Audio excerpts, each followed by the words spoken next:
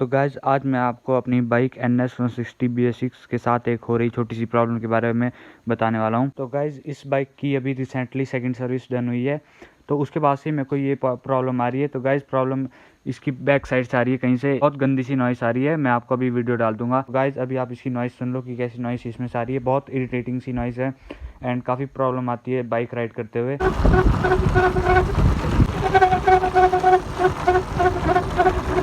तो गाइज़ वो नॉइस बीच बीच में तो कुछ ज़्यादा ही आने लगती है। गाइज़ अगर आपके पास भी NS 160 BS6 है एंड आपके साथ भी प्रॉब्लम हुई तो इसका सोल्यूशन क्या है एंड कुछ भी आपको इसके बारे में नॉलेज है तो मेरे को कमेंट करके ज़रूर बताएं। तो गाइज़ NS 160 BS6 से रिलेटेड वीडियोज़ के लिए ये चैनल अभी सब्सक्राइब कर दें।